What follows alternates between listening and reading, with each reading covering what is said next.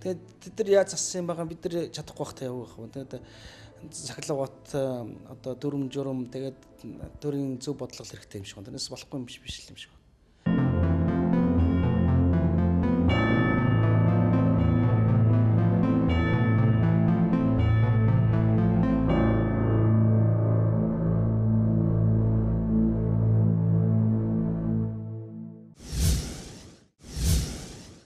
Утаа зорилт програм зорилт нэвтрүүлгийн маань 2 дахь дугаар энэхэн зурж аргаж байна. Эрхэм хүнд үзэгчдээ. Маргааш 3 дахь дугаараар бид зэхэж байна. Бидэнтэй маш олон хүмүүс байгууллага хамт олон хувь хүн хамтран ажиллах тухай саналаа илэрхийлж байгааг бид түрүү нэвтрүүлгийнхэнд хэлсэн. Энэ маш багны хугацаанд их өргөн фронт болох хянцтай болж байна. Бидэнтэй мэдээж Монголын залуу эрдэмтдийн холбоо мөн MCS Group, Хас Экобанк хамтран ажиллаж байгааг хэлэхэд таатай байна. Түүнээс гадна одоо нийслэлийн засаг даргын тамгын газар, за түүнчлэн эрчим хүч эрдэс баялагын яамныхан олон хүмүүс энд татагдан оролцож байна. Нийслэлийн засаг даргын ажлын албаны агарын чанарын хяналтын группийн бидэнтэй мэргэжлийн юмд хамтран ажиллагаа хийлээ. Үнэхээр бид хүчээ нэгтгэж, нэгэн цул бонж энэ утаа хэмээх үзэгдэх хийгээд үл үзэх тайсантай тэмцэх цаг хэдийнэ хаяанд ирсэн байна. Тийм ээ. Нэвтрүүлгийн 3 дугаарыг таавхан тэсэн ядан хүлээж байгаа гэдэгт итгэж байна. Бүгдээрээ хамтран нэгдэцгээе. Одны хүч олон бүгд удаа гэдэг шүү дээ үзэгчтэй.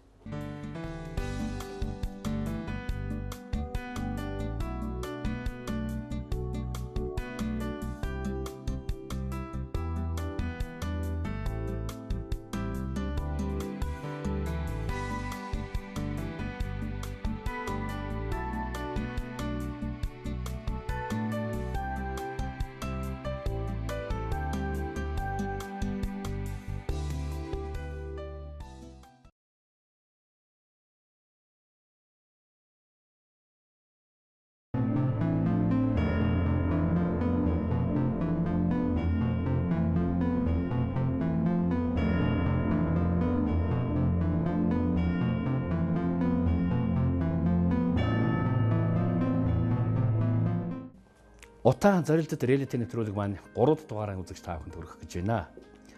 Тэгэхээр өнгөрсөн хугацаанд маш олон хүмүүс манай нэвтрүүлэгт оролцохоор саналаа илэрхийлж, эвлэлд нь нэгдээд байгааг дуулахад таатай байна. Өнөөдөр л ихэд манай нэвтрүүлэгт оюутны эко клубын залуус нэгдэн орж энэ үйл ажиллагааг гардан хийлцгийг л энэ бас сайхан гэдэг. Ер нь нийгэмд болж байгаа аливаа том өөрчлөлт хувьсгал сэлтийг залуу хүмүүс л эхэлж хийж ард түмнийг араасан дагуулдаг шүү дээ. Залуу хүн аливаа үзэгдлийг урдаас маш их соргоор харж тэр эрт цоргоор зүтгэдэг байна. Тэрний араас нийт ард түмэн нэгдэж чадах юм бол энэ утаа зорилт програмыг мөн залуус эхлүүлсэн гэдэгтээ санал нийлж байна. Энэ одоо утаа айны хүрээнд бид нэр Экла клубийн гишүүдийг цуглуулад хамгийн ихний юм уулзалтаа хийгээд доорх одоо ажлуудыг хийхээр ингээд санал асуулга гаргаад ийм тодорхой үр дүнд хүрээд байна. Тэгээ энэний одоо хамгийн нэгдүгürt бид нар одоо Утаа CGMN гэдэг вебсайтыг одоо хөтлж явуулахар төлөвлөө. За мөн одоо бүх одоо дүүргүүдээс нэг хороо сонгоод агарын чанарын албатай хамтарч ажиллаад ингээд одоо судалгаа одоо гэр ороолын айлуудад агарын бохирдлын тухай юм танин мэдхүүн ийм одоо уриал базан гаргаж те танин мэдхүүн одоо ахын шатны мэдлэг өгөх ийм одоо үйл ажиллагааг бас төлөвлөөд байна. Утааны идэвхтэй бүсэд байгаа 43 хороо байгаа юм байна. Нэг хорооны 2000 хүнтэйгээд бодохоор энэ 80 гаруй 100 мянган өрх хайлын тамрагдж байгаа үз. Энэс бүр гамшигын бүсэд байгаа 15 хороог бид нэр сонгон аваад өнөөдөр самналт хийх гэж байна. Самналт хийн гэдэг нь бүр шингэлтэй дүүргийн 12 дугаар хороогоор жишээлж байна л да. Тэгэхээр хороодуудаар яваад утаатай нөхцөлд бас боломжийн хэрээр утаатай тэмцэж амьдарч тэмцэхээс зүтгэж яваа ямар улсууд байна. Бүр одоо дүүрсэн хэрэг 50 туудсан утаатайгаа эвлэрч гисэн утааг идэвхтэй үлдэрж байгаа ямар хүмүүс байна гэдгийг л бид тандах юм. Танд нь судалгаа хийн, нөхцөлийн газар дээр харин зарим зөвлөгөө зөвлөмжтэй өгнө.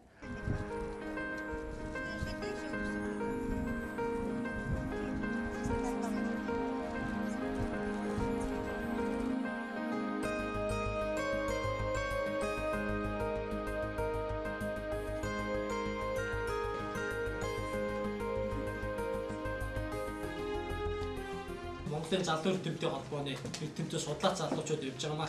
За бид одоо танаа хороог сонгож аваад танаа хороон дээрээс ажиллаа эхлэе гэж бодсон. Нийт 13760 хүн хамтаа 3383 өрх хайл амьдардаг. За өнөөгийн байдлаар цэвэр агаар төслийг манай хороо хамгийн анх хэрэгжүүлсний хувьд 2100 гаруй өрх хайл энэ цэвэр агаар төслийн үлцийн хас цуухуудыг тавьж амжилттай хэрэгжүүлж байна. Бидний ажил тусад дэмжиж ямагт хамтран ажиллана гэж бодож байна. Зөвхөн өнөөдрөөр энэ ажил дуусахгүй өнөөдөр харин эхэлж байгаа цаашид үргэлжлээд утаагүй болон ботал бид бол хамтран ажиллах байх гэж найдаж байна.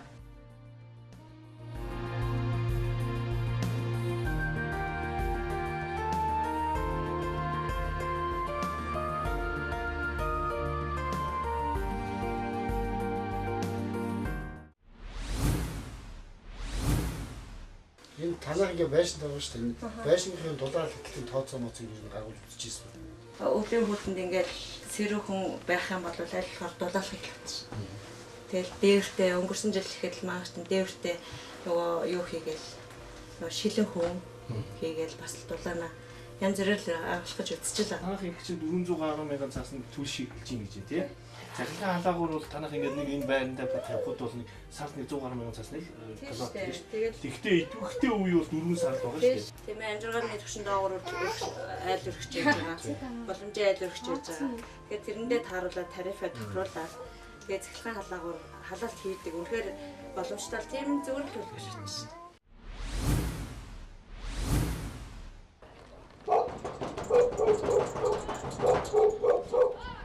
Арт иргэдтэйгээ хамтраад ямар үйл ажиллагаа явуулж одоо ямар үр дүнд хүрэх талаар ингээд судалгаа хийгээд энэхээ дараа үр дүнгээ гаргаж ирээд үйл ажиллагаа явуулах гэсэн. Одоо энэ чинь нэг нүрсээ 2 өдөр хамаагүй хангалттай төлөөд шүү дээ. Ийм гадаа юм байхад. Тийм бүр хуваагаа төлөөд байгаа шүү дээ. Халах нь хэр байна? Сайн алж. Сайн алж байна. Тэгэл нөгөө тохируулчдаг юм билээ аюу амар. Танах энэ гэрээ дулаалцсан уу? Дулаалчихсан. Нялх хөвгт болохоор бүгдийг дулаалаад ингээд хийчихсэн. Манай технологи инновацийн залуу судлаачдын нийгэмлэг Монголын залуу эрдэмтдийн холбоотой хамтраад одоо энэ гэр хороолтын дур өөрсдийн биеэр явж энэ утааг багасгах ямар арга байна тэр талаар бас иргэдийн санал бодлыг сонсч ингэж явж байна. Энэ утааг багасгах гэдэг бол зөвхөн Улаанбаатар хотын иргэд бидний одоо өөрсдийн хариуцлага юм да.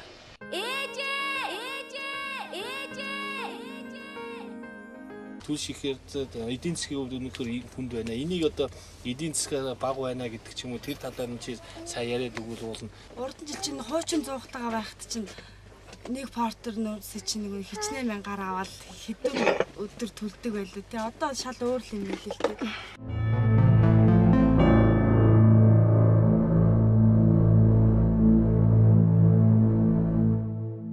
Хог аим өндөр гарч байгаа. Тийм учраас тэгээд галгаж үзье гэж бодохгүй юу? Өнөө хэд орчин?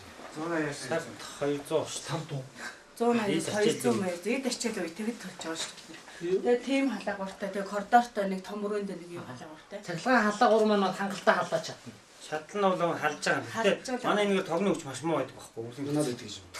Тэгээд ирэхэд чинь чинь автоматар салж авах хэрэгтэй салж чадахгүй. Байнгын залгаатай болох нь хогоо хийх хэрэгтэй байхгүй юу? Юу гол асуудал нь бол тогны үнэн дээр байна гэж ойлгох уу? Үнэн дээр ч байна. Тогныхоо үнэн чадлыг сайжруулаад өгчих юм бол орой 9 цагаас өглөөний 6 цаг хүртэл одоо 40 төгрөгөөр 1 кг бичиж өгдөг байхгүй юу? Өдрийн дараав. Өдрийн дараав чинь 80 эдэн төгрөг шүү дээ. Ер нь өнөөдөө цахилгааныхаа үнийг хөнгөлдөг юм уу? Цахилгааныхаа хүчин чадлыг сайжруулаад өгчих юм бол айл болгон бол айл болох. Галт ирэхийг хүсэхгүй шүү дээ. Гадуур хахад өвөл мөлд бол ингээл битүүл утаа шүү дээ. Энэ нэг чинь юм тэгэл агаараа энэ цэвэршүүлмэл шүү дээ. Гэр орооллуудаа тэгэл байр болгочих юм бол тэгэл утааг болчих гэж бодож шүү дээ. Тэгээд энэ дээр одоо олон нийтийн оролцоо, иргэдийн оролцоо одоо ямар байна? Яаж оролцох вэ? Ер нь утааны талаар ямар зүгээр үгүй юм уриалга гаргасан. За тэгээ бас бид нар энэ чиглэлтэй 12 дугаар хорог сонгож аваад айл удаас одоо энэ агарын утааны талаар бид нар байрлаг ингээл айлуудаар явж байна. Нүүрснээс өөр юм төлөх байх. Нүүрснээс өөр. Юу кришмэ пришик Байх байхгүй юу? энэ чинь маш тэ. Дандаа мод төлж байгаа. Мод нүүрс хоёр.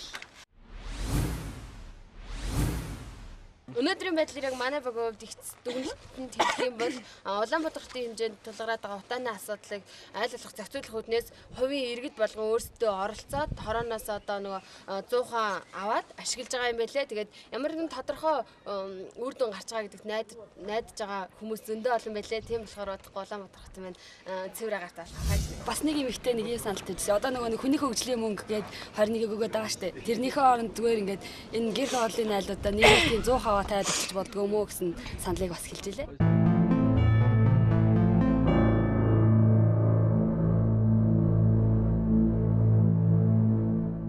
Иргэн хүний хувьд би 2 хүргэндээ өөр ингээд 300 авсан. Хүн ер нь сайн амьдрахын тулд өшөө ач 30 40 бол бас утаагүй бах тийм сайхан амьдралыг бид нэр хизээд мөнгө бишимчин бэлгэлэх хэрэгтэй. Өнөөдөр нийслэл маань, улсын их хурл маань, засгийн газар маань, хувийн хэвшлүүд маань ондоо зүйл хийгээд байхгүй бүгдээрээ нэгдъя. Нэг бүтээгдэхүүн гаргая. Нэг үйлчлэгээтэй болъё гэсэн үднээс бид нар өнөөдөр борлуулалтын цэг буюу Монголын мянганы сорилтын сангийн цэвэр агаар төслийн санхүүжилтээр болсон энэ гэр цэгийг бий болгосон. Энэ гэр цэг ерөнхийдөө ямар ач холбогдолтой юм бэ гэхээр та бидний нөгөө хүсэн хүлээгээд байгаа утаа бууруулдаг 100-ыг борлуулж байна. Дээрэс нь гэрийн дулаалгыг борлуулж байна. Мөн эрчим хүчний хэмнэлттэй түлшний хэмнэлттэй байшингуудыг өнөөдөр иргэдэд танилцуулж байгаа. Энэ гэр цэг маань өөрөө хаана байршиж байгаа вэ гэхээр та бидний сайн мэдих хорон дүүргийн байрны дөнгөж хажуух нь. Өнөөдөр Улаанбаатар хотын хэмжээнд 132 хороо байдаг. 132 хорооны 42 хороон дээр нь бид нар өнөөдөр борлуулалтын гэр цэг байгуулад байна. Гэрийн дулаалга ерөнхийдөө манай дүүрэг болохоор 1300 төгрөгтэй. Тэндээс 8900 төгрөгөд олгогдсон байна.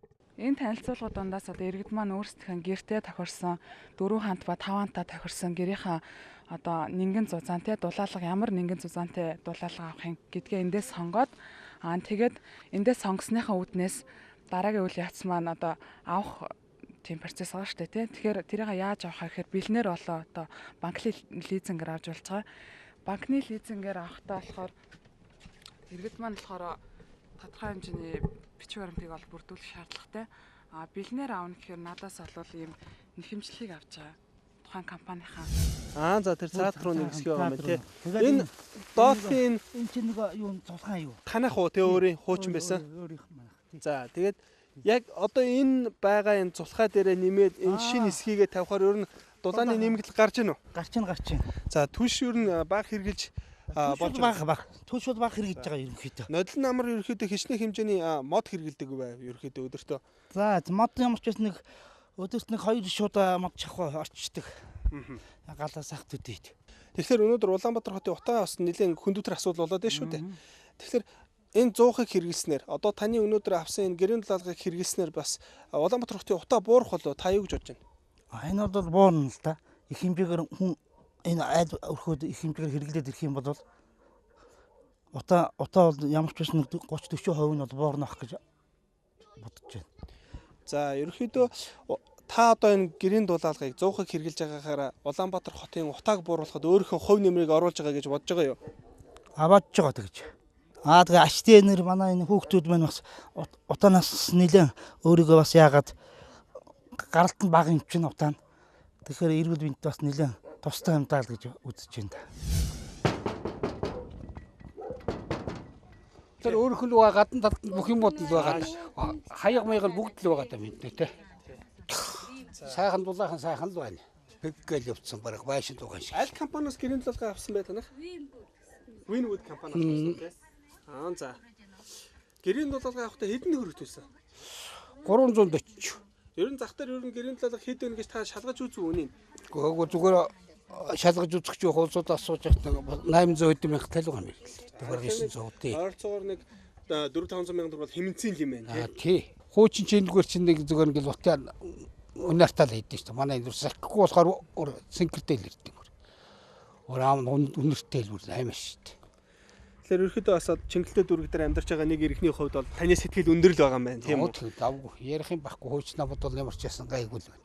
Хүүхдийг ч гэсэн тавьчихсан одоо бас халт малт сайтай бүр арай фишн гин ягаад. Танай хүүхдийг байшинд байдаг уу? Байшинд байт. Тэгээ байшинд юу н халт нь хэр зэрэг байна? Давгүй л шүү дээ. Одоо нэх үтрэг болохоор гэрдүүлч ярих юм алга. Даахааргүй юм байна явчихсан. Тэгээ их үдэрсэн ч гэсэн ер нь төчнийхний хэмнэлт нь хамт хамаагүй баг байна.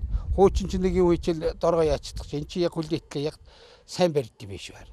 Ерөөсөө манай энэ Туркээс ирж байгаа 200 маань бол хоёулаа угаасаа сайн басж байгаа сайн халаалттай. За одоо ингээд яг ханан пишн ингээд холбоод халахгүй байна гэж байгаа тохиолдолд ямар шийдвэрлэх арга хэмжээ байна? Энэ дээр одоо шийдвэрлэх арга хэмжээ авч болох боломж байна уу? Бид нар бол одоо ерөөсөө дуудлагын дагуу бол ийм арга хэмжээ. Ерөөсөө энэ байшин маань одоо ингээд харахад бол ерөөсөө 5-7 удаатай харагдаж байгаа байхгүй. Энэ айл болохоор өөрөө 3 удаатай гэж хэлж байгаа. Энэ бол ягаад ч 3 удаатай ханан пишн биш. Ер нь ямар ханан пишн гүдээд юм бэ? Манайч бол ерөөсөө яг юм ханан пишнгийн стандарт гэж юм ерөөсөө байхгүй байна шүү дээ. Манайс. Яг одоо яг энэ 100-нд яг ингээд энэ 100-нд таарлаа ийм гэсэн ийм ханан пишн 50 гэсэн ямар ч тийм стандарт байхгүй. Тэгээ иргэд өөрсдөө зүгээр дураараа манайх тэдэн удаатай энэ болно. Манайх тэдэн босоод тэдэн хөвтэй удаатай гэж өөрсдөө хэлээлээдэг. Яг энэ 100-ыг тавиал яхаа нөгөө ханан пишн маань өөрөө шаардлага хангадаг. Тэгээ нөгөө иргэд буруу зөв янз янзын ойлголттой байгаад. Нүүрсээ модоо танах ерөөдөө шуудагаар нь авч яана уу, машинаар нь авч яана уу? Шуудагаар нь авдгийг. Тэгээд би ер нь ерөөдөө өөрөө ингээд одоо энэ жил бол нэг Ford нүүрс аваад үзье гэж байгаа юм. Хэмнэлтийн үзье гэж бодож байгаа юм л да. Одоо энэгээр ингээд цай чаналагч одоо дүүргээд одоо эндээ модоо дүүргээд ингээд асаагаад ингээд тавьчих штеп. Тэгээ энэгээр ингээд цай чан чинь дараа нь ингээд хоолоо хийчихэд. Тэр зэрэг хурдан буцааж ийн юу? Өө ер нь хурдан буцаж байгаа. Гэрийн дулаалга сайтай болохоор чинь өөр байлгүй ах. Хүн чинь өсөлтөд өмсчлээр ямар байдгүй тэр үүсгэл ахгүй. Амьдрал нэмэртэй байлгүй. Наа захна л нэг уутны өрс ах мөнгөөр илүү гаргахлаар тэр чинь савн бокоо хүртэл авна үсттэй. Нэг шуудаа модоо хүртэл авна үсттэй. Утаа байна. Манай энд чинь яг нэг орой толгой газар утаагүй байдгүйс. Нодны орчингаас бол битүү утаатай. Тэгэл энүүхэнд бүр доош жалх руугаа орохлоор чинь дотор мохоолоод агуулс хүрдэг. Агуулдаг тийм л байдгаас одоо зүгээр мөн гэрээс гараад ингэхлээр өвөл болол мохоо утаа өнөртэй л байдгээс шүү дээ.